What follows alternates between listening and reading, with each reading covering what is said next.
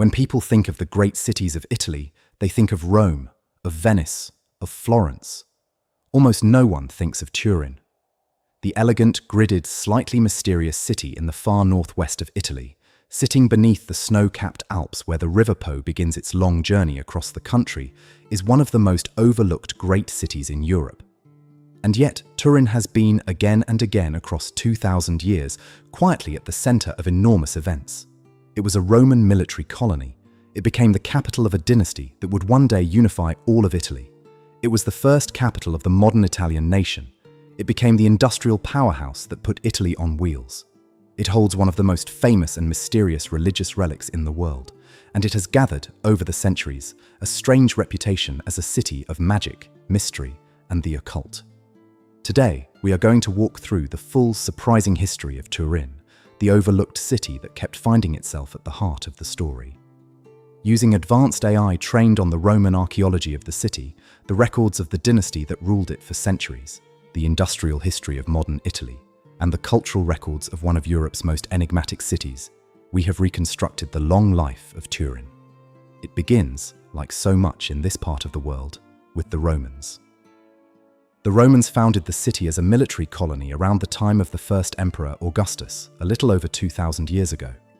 They built it the way they built their planned cities everywhere, as a perfect rectangular grid of streets, crossed at right angles, surrounded by walls, with two main roads meeting at the center. If you walk through the heart of Turin today, you are still walking on that Roman grid. The orderly, straight, right-angled streets of the old city center follow the exact lines the Roman surveyors laid down 2,000 years ago.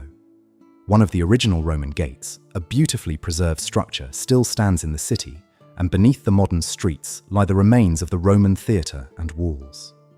The city sat at a strategic point, guarding the approaches to the Alpine passes that led into Gaul, and that strategic position, controlling the gateway between Italy and the lands to the northwest, would shape its destiny again and again across the centuries.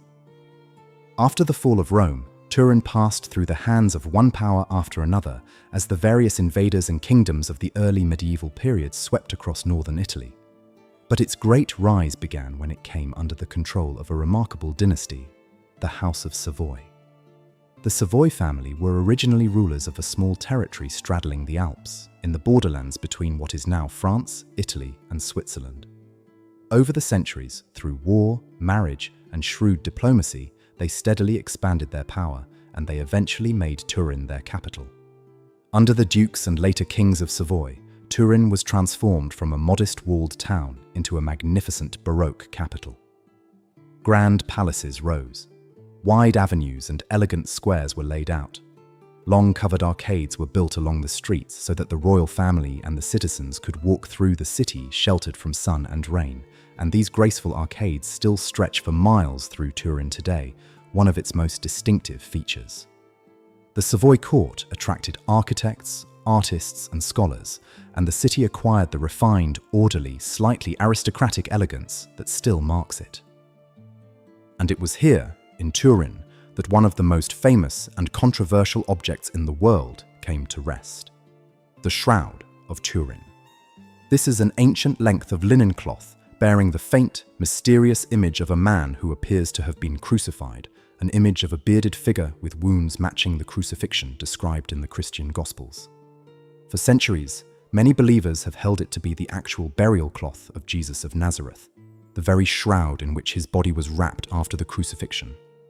The Savoy family acquired the shroud and eventually brought it to Turin, where it has been kept for centuries, housed in the cathedral, displayed only rarely, and venerated by millions. The shroud is one of the most studied objects in history. Scientific tests, including radiocarbon dating, have produced fiercely debated results, with some studies suggesting a medieval origin and believers and other researchers disputing those findings. The true nature and origin of the image on the cloth remain, to this day, genuinely unresolved and intensely controversial. Whatever the truth, the shroud has made Turin a center of pilgrimage and mystery, drawing the faithful and the curious from across the world. Then came Turin's most important moment on the stage of world history. In the 19th century, Italy did not exist as a unified country. It was a patchwork of separate kingdoms, duchies, and territories, some of them ruled by foreign powers. And it was the Kingdom of Sardinia, ruled by the House of Savoy from their capital at Turin, that became the driving force behind the unification of Italy. Through a combination of brilliant diplomacy led by the Savoy statesman Cavour and military campaigns supported by the famous revolutionary general Garibaldi, the various states of the Italian peninsula were brought together one by one into a single nation. In 1861, the Kingdom of Italy was proclaimed, and the Savoy king became the first king of a united Italy. And the first capital of this brand new Italian nation was Turin. For a few years, this overlooked city in the northwest was the political heart of the entire country, the place where modern Italy was born. The capital would later move, first to Florence, and then permanently to Rome, but the nation itself had been forged from Turin by the dynasty that had made the city its home. In the 20th century, Turin reinvented itself once again, this time as an industrial titan. The city became the center of the Italian automobile industry, home to one of the most famous car manufacturers in the world, a company whose name became almost synonymous with the Italian car. Enormous factories rose on the edges of the city. Hundreds of thousands of workers, many of them migrants from the poorer south of Italy, poured into Turin to work on the assembly lines, transforming the elegant Baroque capital into a sprawling industrial metropolis and one of the engines of Italy's post-war economic miracle. Turin put Italy on wheels, producing the cars that filled the roads of the nation and were exported around the world. The city also became a center of design, of engineering, of publishing, and of football, home to one of the most successful and famous football clubs in Italian history. The story of modern industrial Italy, with all its energy, its labor struggles, its prosperity, and its tensions between north and south, was written in large part in the factories of Turin. And running through all of this is Turin's strangest and most distinctive reputation, its association with mystery and the occult. Turin has long held a peculiar place in European legend as a city of magic. It is said in popular tradition to be one of the points of both a triangle of white magic and a triangle of black magic spanning the globe, a city poised between light and darkness. Its elegant squares and arcades are rumored to hide esoteric symbols. Its history is woven through with stories of alchemists, mystics, and secret societies.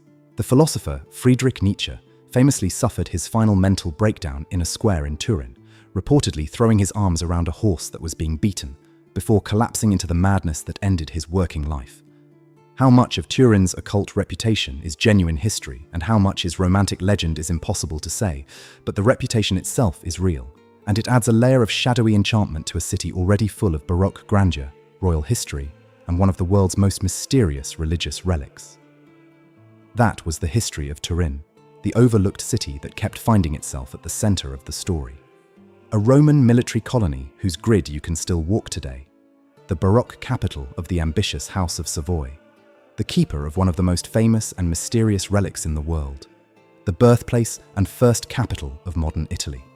The industrial powerhouse that put a nation on wheels.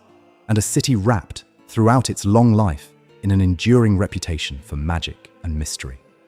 It sits there still, beneath the snow-capped Alps, where the great river of Italy begins, its long, straight Roman streets running beneath miles of elegant arcades, its royal palaces, and its great factories, and its famous Shroud, all bearing witness to a history far richer and stranger than its quiet modern reputation would ever suggest.